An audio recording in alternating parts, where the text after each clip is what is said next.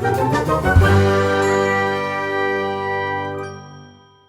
समय की बात है कि एक जंगल में नीलो चिड़िया अपने 2 बच्चों और अपने पति रंगीले के साथ रहती थी।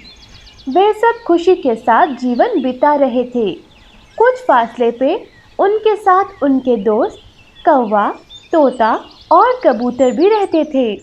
एक रोज नीलो चिड़िया और रंगीले चिड़े की आपस में किसी बात पे लड़ाई हो जाती है।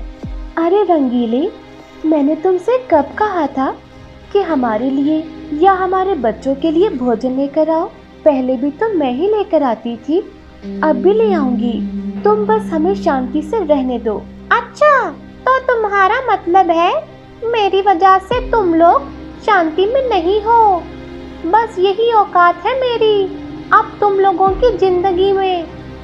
बस अब मैं ये घर छोड़ के जा रहा हूँ।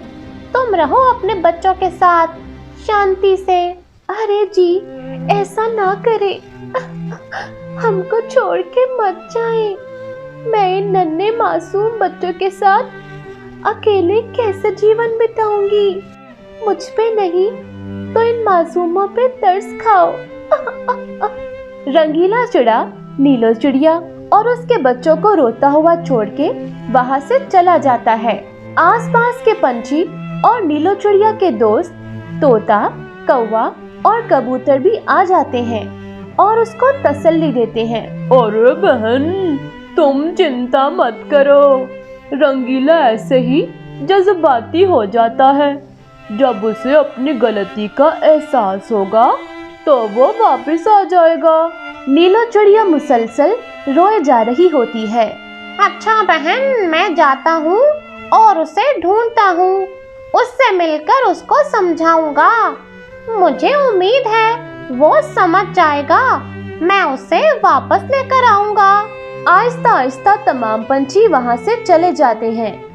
नीलो चिड़िया अपने 2 बच्चों के साथ अकेली घर में बैठी होती है। अरे माँ, तुम सो जाओ। तुम्हारी तबीयत ठीक नहीं लग रही। तुम कुछ देर आराम कर लो। अरे मेरे प्यारे बच्चे, तुम्हें तो भूख लग रही होगी। मैं तुम लोगों के लिए भोजन का इंतजाम करती हूँ। अरे नहीं माँ, हमें तो बिल्कुल भी भूख नहीं लगी। आप कुछ देर आराम कर लो, फिर हमारे लिए भोजन बनाना। नीलो चिड़िया कुछ देर के लिए सो जाती है। उधर तोता रंगीले चिड़े को ढूंढ लेता है और उससे बात करने जाता है। अरे रंगीले, ये तुमने क्या कर दिया? तुम अपने मासूम बच्चों को और अपनी पत्नी को अकेला छोड़कर आ गए। मुझे लगता है तुम्हारा दिमाग खराब हो गया है। हाँ, हो गया है दिमाग खराब। तुम मेरे दोस्त होके उस नीलो की साइड ले रहे हो। जाओ तुम भी, मुझे किसी की जरूरत नहीं। रंगीला अपने गुस्से से तोते को वहां से निकाल देता है। उधर नीलो चिड़िया सो के उठती है तो उसको अपनी तबीयत ठीक नहीं लग रही होती। वो फिर भी अपने बच्चों के लिए उठती है। घर में जो थोड़ा बहुत आटा रखा होता है वो उससे उनके लिए भोजन बनाती है और उनको खाने को देती है और फिर जाकर सो जाती है। उधर बच्चे आपस में बात कर रहे होते हैं। तुम्हें पता है, माँ ने खुद खाना नहीं खाया और सारा खाना हमें दे दिया है। हाँ, मुझे भी पता है। हम ऐसा करते हैं, थोड़ा सा खा लेते हैं और कुछ माँ के लिए रख देते हैं। माँ जब उठेगी तो उसको दे देंगे। वो दोनों कुछ खाना खा लेते हैं और कुछ माँ के लिए बचा के रख देते हैं। उधर नीलो चिड़िया के दोस्त आपस में बैठे बातें कर रहे होते हैं। अरे नीलो चिड़िया के हालात आजकल ठीक नहीं चल रहे, हमें उसकी सहायता करनी चाहिए। अरे क्या मदद करें? मैंने रंगीले को बहुत समझाया, लेकिन वो मेरी एक भी सुनने को तैयार नहीं।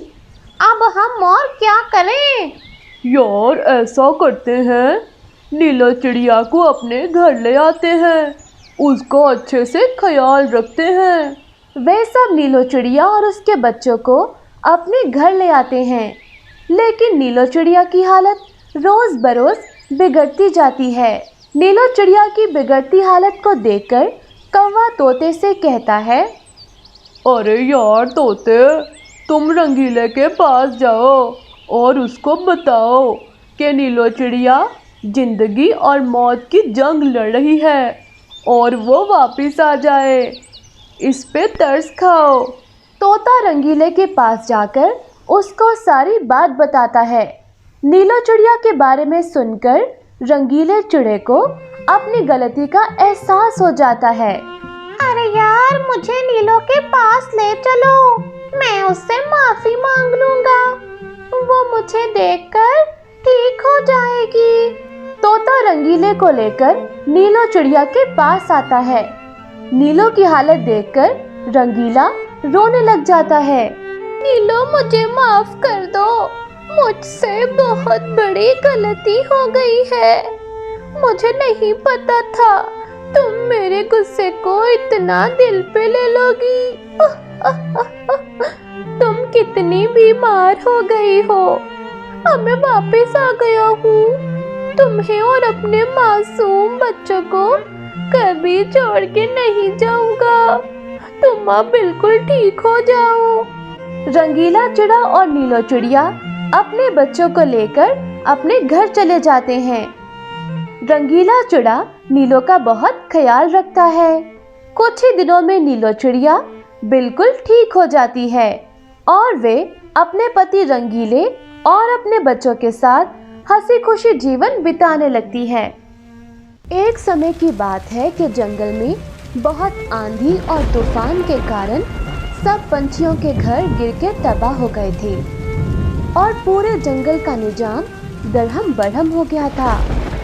तूफान की वजह से जंगल के बहुत से पंछी मर गए थे। चिड़ियों का एक परिवार भी इसी तूफान की नजर हो गया। नीलो चिड़िया खुद इस तूफान की वजह से मर जाती है।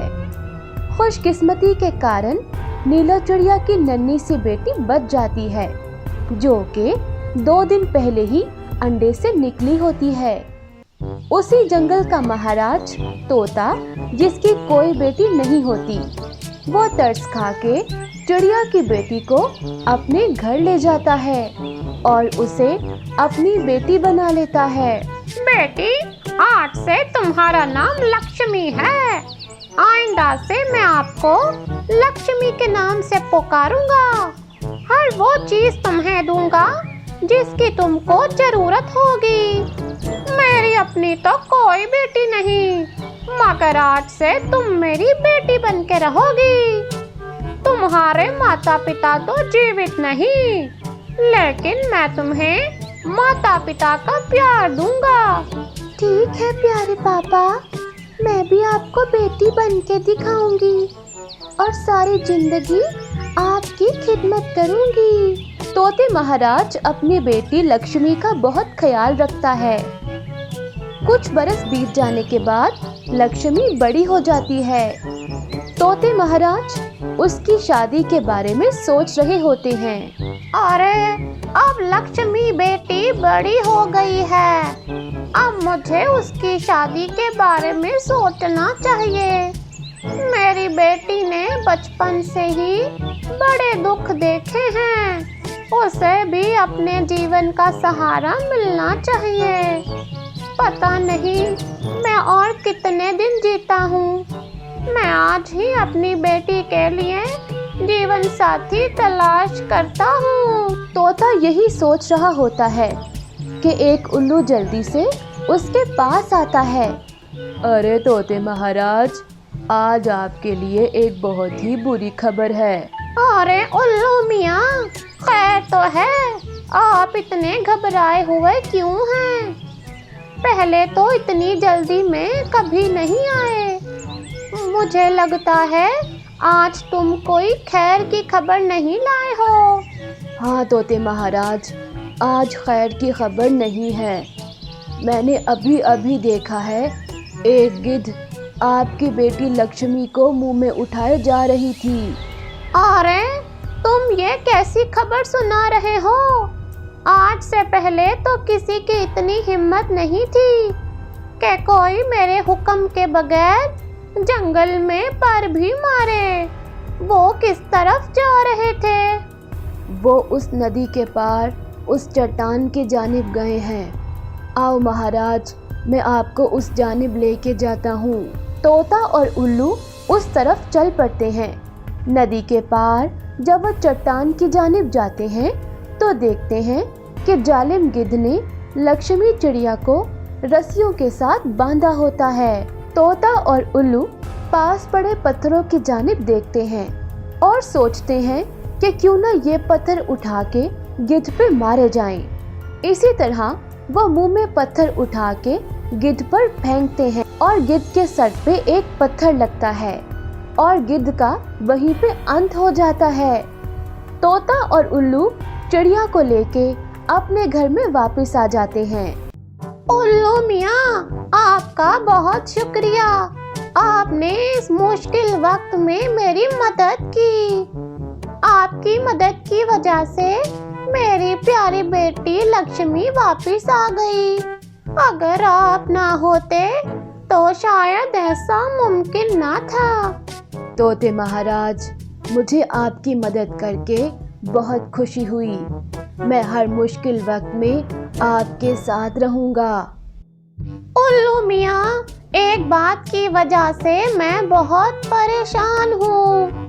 मुझे समझ नहीं आती कि मैं क्या करूँ। महाराज, आप मुझे बताएं, हो सकता है मैं आपकी कोई मदद कर सकूं। अगर मैं आपकी मदद करूंगा तो मुझे बहुत खुशी होगी। उल्लू मियाँ, अब मैं बूढ़ा हो चुका हूँ।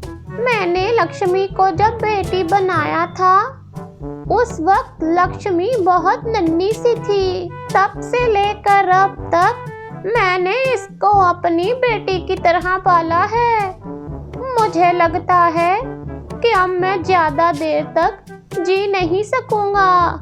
उल्लू मियाँ, मैं चाहता हूँ कि लक्ष्मी चिड़िया का जीवन साथी ढूंढा जाए ताकि वो खुशी से अपना जीवन बिता सके। महाराज, आप परेशान ना हो। मेरे घर के करीब एक चिड़िया रहती है जिसका सिर्फ एक ही बेटा है जो कि बहुत अच्छा और नेक है। कल मैं उसको आपके पास लेकर आऊंगा। दूसरे दिन उल्लू उस चिड़िया के बेटे को लेकर आता है और कहता है, महाराज देखो, मैं उस चिड़िया के बेटे को लाया हूँ। तोता महाराज उससे बात करता है और कहता है, अरे मियाँ, क्या तुम मेरी बेटी को खुश रख पाओगे? महाराज, आप परेशान ना हो। मैंने भी आपकी बेटी की तरह बचपन से ही बहुत गम देखे हैं। मुझे उल्लू ने सब बता दिया है कि आपकी बेटी ने भी बचपन में बहुत गम देखे हैं। महाराज, आप परेशान ना हो, मैं इसको खुश रखूंगा। ठीक है मियाँ, अगले हफ्ते हम शादी तय कर लेते हैं। इसी तरह शादी की तैयारियां जोरों शोर से शुरू हो जाती हैं। तमाम परिंदों को शादी का दावतनामा दिया जाता है। इस तरह शादी तैयार हो जाती है और शादी के दिन तमाम पंछियों के लिए भोजन तैयार किया जाता है। खाना खाने के बाद तमाम पंछी खुशियां मनाने लग जाते हैं। इस मौके पे तोता महाराज बहुत खुश होता है और तमाम पंछियों का धन्यवाद अदा करता है।